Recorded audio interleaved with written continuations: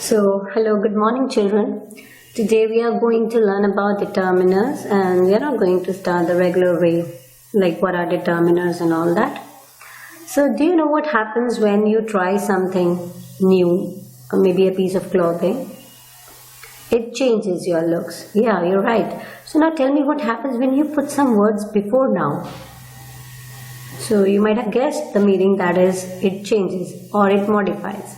So let's see how noun changes when you do or put some words before your nouns in your writing or speaking. So before moving on, let's look at this example. There are some red and juicy apples in the fridge. So what are they? Are all these words modifiers?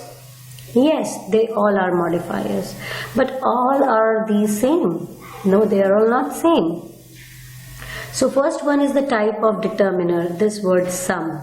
And red and juicy are the types of true additives, right? So what does this term determiner mean? So why I have mentioned like this precede additive here, let's read out this. The term determiners refer collectively to all classes of noun modifiers that precede additives in nouns.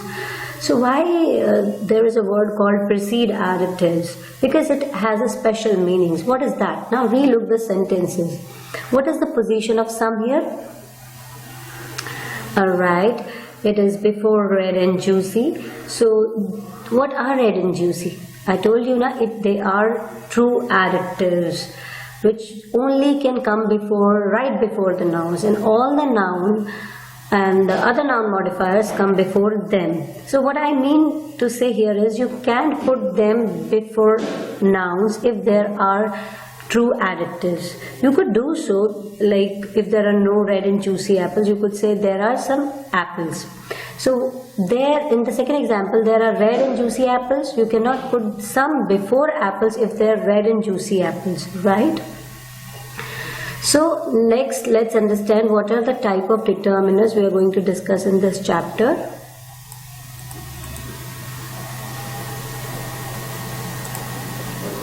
There are four types of determiners. The first one is articles, the second one is possessive, and the third one is demonstrative and quantifiers. So look at the examples. Did you ever find the books? Did you ever find your books? Did you ever find those books? And did you ever find any books? So the words the, your, those, any are the examples of or the types of determiners. So first is the type of articles, which is modifying the books, which is saying that the books I'm talking about are the specific books and the listener knows which books I'm talking about. Here the possessive is very clear, I'm talking about your books. So demonstrative is showing is that which books I want them. I want those books which are at a distance from me. And did you ever find any books means I'm talking about any books, which can be any type books, which is a type of a quantifier. Now look at, let's understand before moving on to the articles, because we will focus this chapter on articles and in subsequent chapters we'll discuss about possessives and demonstratives.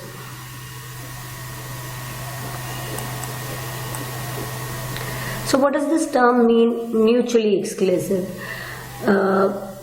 Mutually exclusive is, it's important to consider because with the exception of few quantifiers, the four types of determinants are mutually exclusive. So what mutually exclusive literally means is if two things are mutually exclusive, it is impossible for them to happen together. Like day and night are mutually exclusive, which means that if there is day, night can't happen, and if there is night, day can't happen at some places, right? So that means that we cannot combine multiple determiners to modify a single noun, right? So look at this example. Did you ever find the your book? So I'm combining the with your, which is a wrong sentence because I told you that exception of few quantifiers, all the determiners are mutually exclusive, right? So we cannot combine them. Now understand, we are going to talk about articles. So there are two types of articles. We all know that very well, definite articles and indefinite articles. So the definite articles The is normally unstressed and it is pronounced to rhyme with d before words beginning with consonant sound. So if I want to say the bottle, so we are pronouncing it as d, right? And if I have to say I saw an apple, right, I'm going to pronounce it, I'm going to say the apple was tasty. I saw an apple in the fridge and the apple, that is wrong. We have to say the apple was tasty because I am going to speak something about the noun which is beginning from a vowel sound, right? And what is indefinite articles?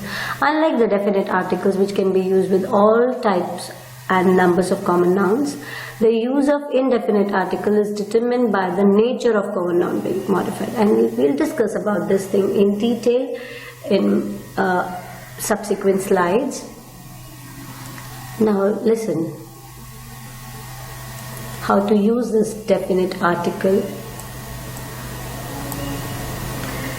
So the definite articles, the can be used with all types of nouns, whether singular or plural count nouns, and with non-count nouns also. There is no restriction on that. Non-count nouns can be used with number words and have no plural forms, right? Like you can say, you can't use them like there is one traffic, but you can say there was the traffic which was very heavy. But the only problem with definite article is knowing when to use it. So there are 4 situations that dictate the use of definite article, which helps you every time to decide whether my use of definite article is correct or not. It is quite easy with these conditions. So the first one is previous mention. Use the definite articles if you have already introduced the noun. For example, I just got a new camera and the camera has an image stabilization feature, the camera. The definite article is used in the second sentence because the noun camera was introduced in the first sentence, and thus we can reasonably assume that listener or reader will know which camera we are talking about. Right, so whenever you have already mentioned your noun in the first sentence, you have the choice to use a definite article to talk about that noun again. If you are going to do that, you have to use the article, definite article, the. Now defined by modifier, what is that? So even if the noun has not been previously mentioned, if you haven't mentioned that noun in the sentence before you had talked about, use the definite article if the noun is followed by modifiers. So what are these modifiers that I just got in calculus in my second example? These are called post-noun modifiers because the noun here is assignment, which is again modifying it that just I got in calculus. It is not the other assignment. Maybe I got an assignment in English or in science or in mathematics, but I'm talking about specifically that assignment which I got in calculus, right? So therefore I used the here as an assignment which is making it specific because there is a post noun modifier here. So remember, whenever you are modifying your noun, after you have mentioned it, just remember to put definite article the before it. Let's move on to the other situation, which is your normal expectations. So we need to use the definite article if the noun is something that we can reasonably expect from the context of the sentence, even if there has been no previous mention. Again, I'm telling you, here also there is no previous mention. The first situation was previous mention and second was defined by modifiers. And here also I'm saying there is no previous. Then what commands the use of definite article the is your normal expectations. Let's read out the example. I opened a book and checked the index. Did I mention the index anywhere before in the sentence? No, because we all expect that books to have indexes. That is why whenever you have this kind of expectations, we use definite article the before the noun. Take the example from the second also. The screen on my computer is flickering. So what is my expectation here? Why I used the here? Because everybody knows that there is a screen on everybody's computer or on everybody's mobile. There is a screen, so that is why I'm mentioning it with the screen, which is a specific thing on the computer on a mobile screen. So English, one more thing I would like to mention here is English has an unexpected usage of definite article with the names of places also that you expect to find in particular environment. For example, you are at university. What do you expect the university to have? Like a bookstore, a dean's office, the library, or the registrar office. So you are saying like this, I have to go to the bookstore. This is the correct sentence because you're expecting that university to have the bookstore, right?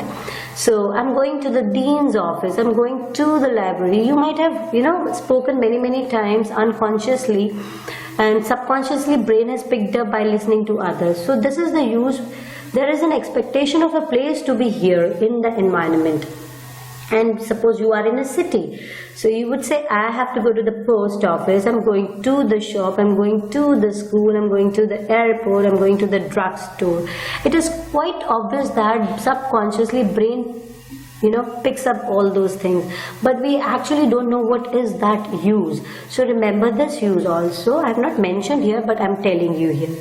So the fourth use is uniqueness, and you have heard this use as one of its kind. This is similar to that.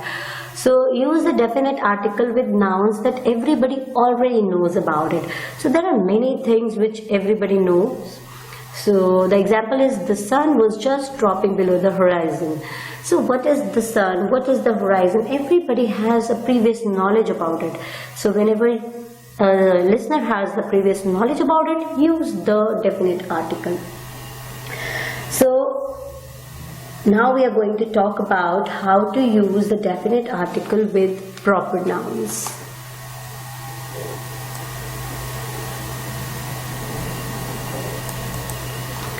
However, we do not normally associate the definite article with proper nouns, but it is used in a limited way with names of people and places.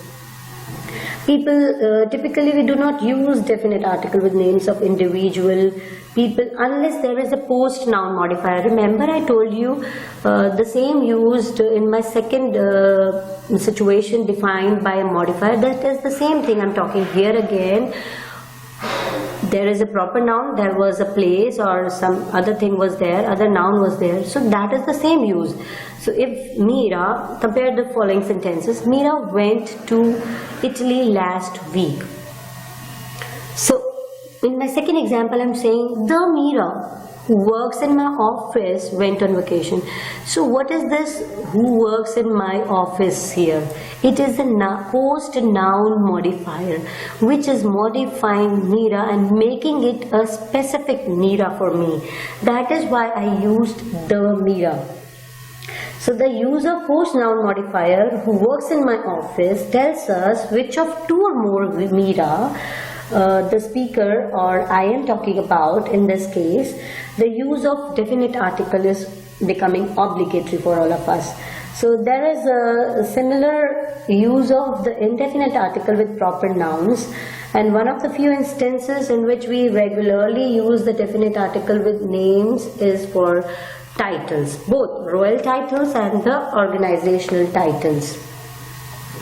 The royal titles include like the Duke of York and the Prince of Magad and the King of Jaipur, the Prime Minister, and in the organizational titles we can use the President, the Treasurer, the CEO, the Secretary. So this is how we use the definite article with proper nouns, and proper nouns specifically people.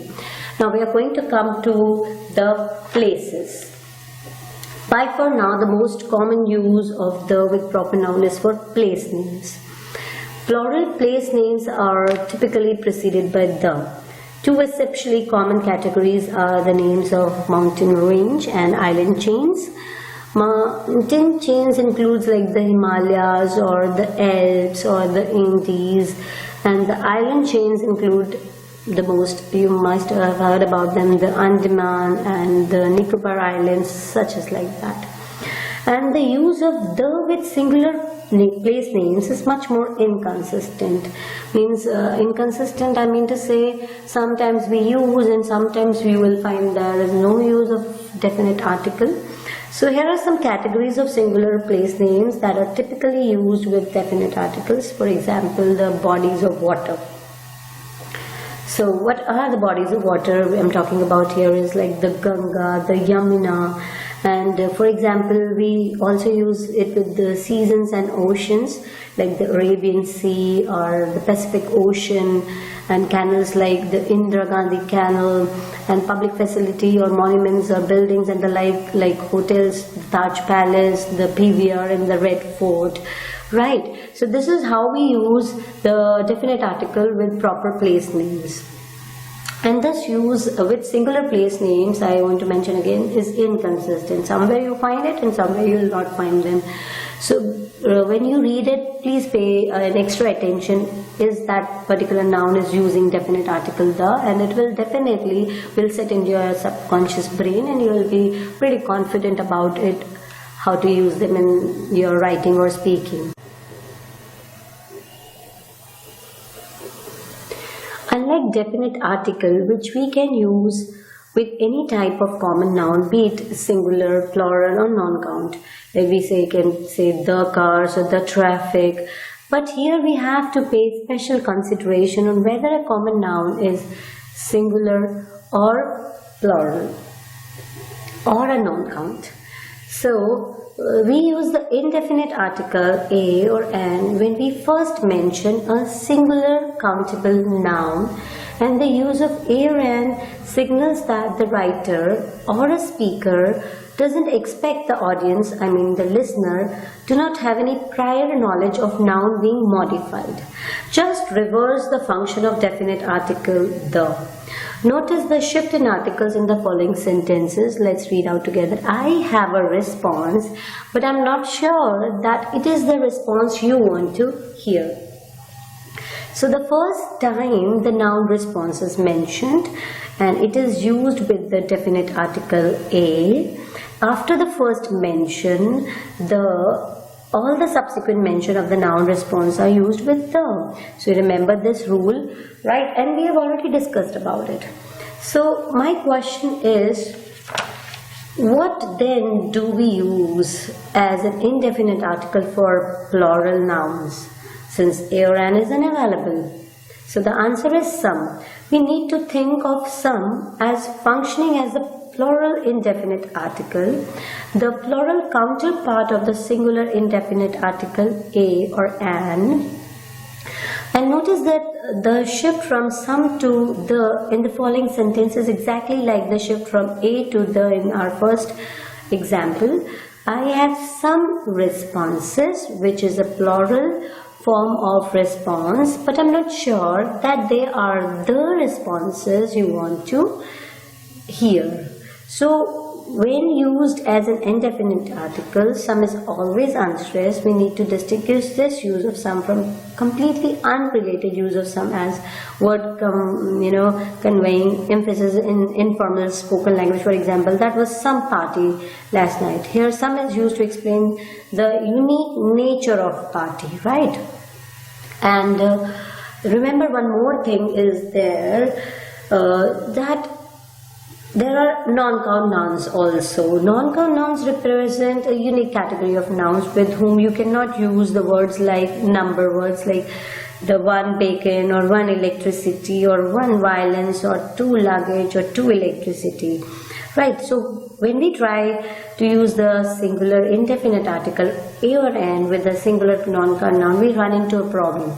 As noted that the definite article a or an is derived from the word one. Since one is a number word, and I just told you that we cannot use the non-count nouns or your uncountable nouns with number words. It doesn't sound nice to say, give me one rice please, or give me one bacon please, I lost one electricity. So that is why we cannot assign the indefinite article a or an with non-count nouns. It doesn't sound nice, and it is going to be incompatible with non-count nouns like a bacon or a look or a violence or an electricity or a luggage.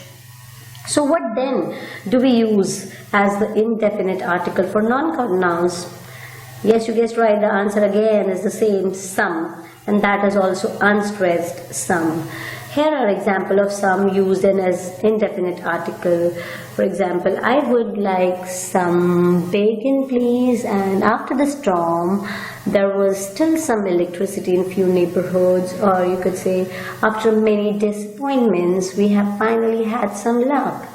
Or you could say, did you know that there is some luggage stacked in the hall? Unfortunately, there was some violence associated with the recent rioting. Alright, so this is how we use the indefinite article with count nouns, singular or plural, and non-count nouns. So I want to let you explain you again. We use the indefinite article a or an with singular nouns, right? And use of a or an depends on the sound of a noun, whether it is beginning from a consonant sound or a vowel sound. If it is beginning with a consonant sound, we use a, and if it is beginning with vowel sound, we'll use the definite article n. So for the plural and non-count nouns, we take some functioning as the indefinite article, right? So let's move on. What is the meaning of zero article? Sorry, I forgot. We need to discuss this thing. I left out this thing. So we need to use the indefinite article with proper nouns, as we did with the definite articles with the common nouns and proper nouns. Here also we have to use it with proper nouns. We can use the indefinite article a or an with proper nouns, but only in special circumstances. Means it is to signal that a speaker is aware that the listener doesn't know which person the speaker is talking about. For example, if I barge into my ma'am's office and I would say, "Ma'am, there is a Mrs. Sharma here to see you," and as a receptionist, I'm using the indefinite article to avoid saying that, "Ma'am, Mrs. Sharma is here to see you," because the second sentence would imply that ma'am knows who Mrs. Sharma is, right? And the use of indefinite article in my first sentence is like a warning to ma'am that Mrs. Sharma is a stranger as far as I know, right? So a second use is to signal that reader or listener that the proper noun is being used as a kind of, temporary common noun, right? So thank you very much. Let's talk about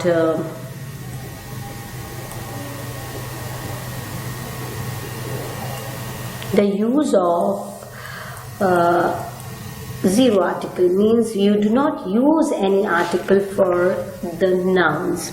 And when do we do that in English? Because when we expect common nouns to be modified with some kind of article or other pre-additive modifiers. I told you that determiners are all pre-additive modifiers. They always come before the additives. They can never come after the additives. So we call them pre-additive modifiers. So there is one important exception, using plural nouns or non-count nouns. Remember, we use some with them to signal that we are making a generalization about the noun, right? So for example, compare the impact of presence or absence of some on the meaning of plural noun bananas in the following two sentences. Here bananas are used without any articles, and we are saying that bananas are high in potassium. And in second example, which is a non-generalization, there are some bananas on the shelf in the kitchen. In the first sentence, the absence of any article, that is a zero article, tells us that the sentence is making a generalization about all bananas. That is, bananas are, as a category of fruit, are high in potassium. And in the second example, we are expecting that the use of some tells us that this is an ordinary sentence about a bunch of actual bananas. The sentence is not a generalization about all the bananas in the world, right? So I want to give you more example with non-count noun like luggage. Luggage must be checked before boarding the aircraft. So here I'm not using any article, that is the zero article in the first sentence. And if I say with non-generalization, we saw some luggage stacked out in the hall. So the use of some in the second sentence tells us that the sentence is about several actual pieces of luggage, right? So remember, whenever you are making a generalization, you are talking about all the luggage in the world, or all the bananas, or all the books, or all the textbooks, or everything, like all the Hindi movies, or all the English movies, or about all the Japanese movies, or about all the olives, or about the political speeches. Whenever you are making a generalization about your nouns, forget the use of articles. Any article will not come before the noun. So thank you, and in next presentation we'll be discussing about possessives and demonstrative, and in the third presentation we'll discuss about the quantifiers. Thank you very much for listening. Keep studying. Bye bye. That's all for today. Happy studies.